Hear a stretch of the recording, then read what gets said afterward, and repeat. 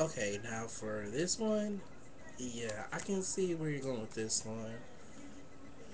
I think for most people is the self trust in each partner's side, not just the trust, but being faithful. Um, excuse me. Just a lot of things. Like my relationship, it lasted 8 years. 8 years tops until they messed up. I ain't gonna say, well, I can't say just they messed up, but I messed up also. Because I was overprotective, one, and I was always asking questions.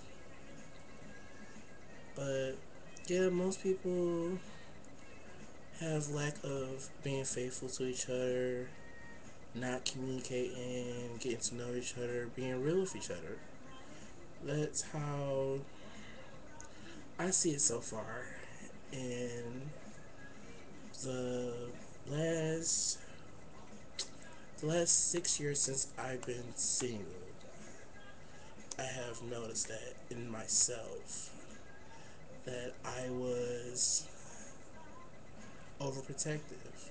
I was overprotective to the point where when they called me, I answered on the first ring.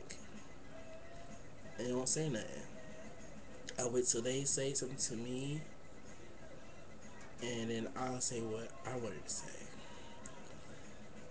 Um, for most, well, 85% of gay relationships here in Michigan, I have noticed that it's just been constant problem. Other queens, what they call them, or films come up to them, starting drama, mixing up all dramas just because they want their partner or whatever. And if they don't have the lack of trust or a strong partner or someone that will talk and work out the problems out together and fix them and work it all out, it won't work. It will never work if they don't have the lack, if they don't have trust, being faithful to each other, good communication, keep in touch with each other, and just trust the stuff that they want, will not want what the partner's doing, what they're doing. Just being truthful. Just have all the cards laid on the table.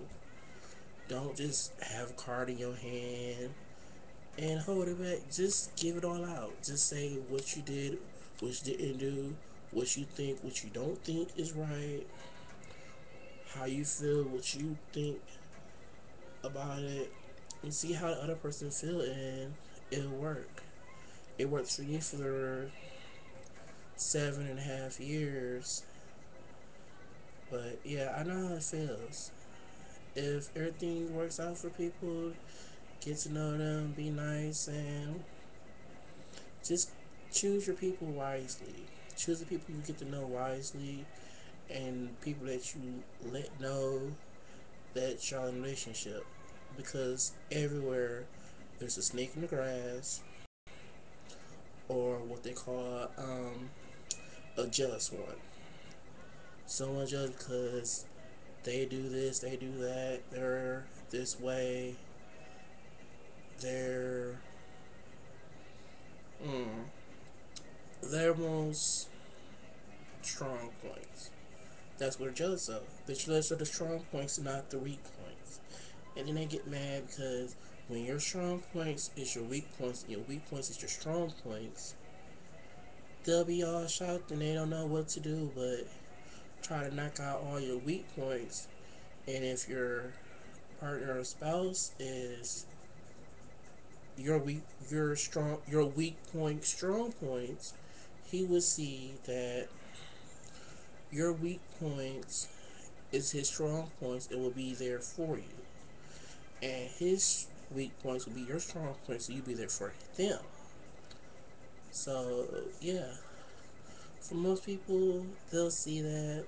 For some, they won't see that until like the last minute where they're about to say, "Oh, it's over," and then it'll be all too late. I can say I was at that point twice. So you gotta learn from everything. Learn from life. Learn from a relationship. Keep everyone that you dated up together. Keep in contact with them, and you see where your strength came from, where your weakness came from, what you did wrong. Ask them. If you ask them, you know what you did wrong, what they did wrong, and y'all can work on it. Y'all probably get back together. You'll probably go back together to just have a relationship back and try it all over again. That's how most people do it.